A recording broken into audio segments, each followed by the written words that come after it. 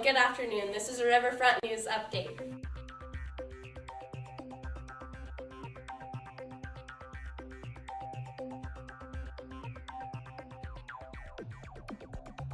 We begin with the weather report from Christy. What are we seeing in the next few days, Christy?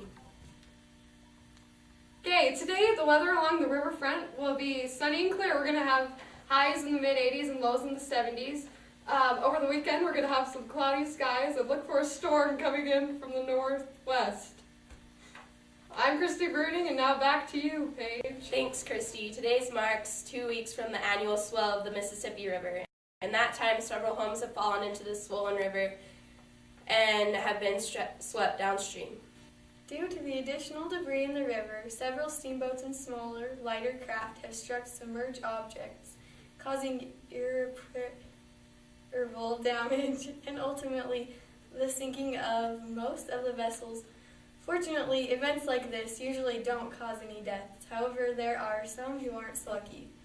If you wish to contribute to this year's River Victim Fund, get in touch with your local judge.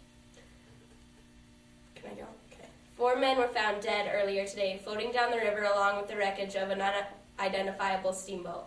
Although 3 of the men have not been identified, one of them was positively identified as Pat Finn, a murder suspect in the Huckleberry Finn case. That's right, Paige, but Pat Finn isn't the only one suspected in the killing. A runaway slave going by the name of Jim is also a primary suspect in this case. The night Huck was murdered was the same night Jim disappeared from the ownership of the widow Douglas, who was, ironically enough, Huck's guardian and teacher. Anyone with any information at all must either turn him in or pass the information along to local slave hunters. In other news, 2 conmen going by aliases of Duke and Dolphin have been spotted traveling down the Mississippi River. These men are not dangerous, but are known to be very adept at pickpocketing and swindling the unwary.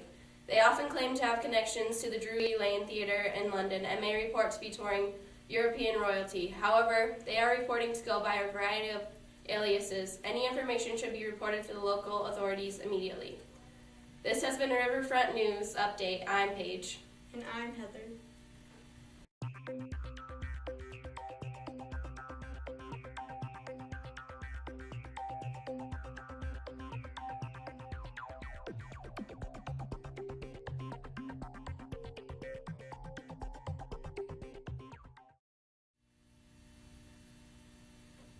Mississippi fried chicken. Is there anything more comforting? I say no. And so will you when you try Colonel Sage's new Mississippi fried chicken.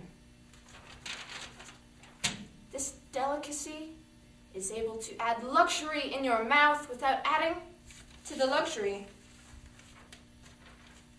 of your waistline. Buy yours today.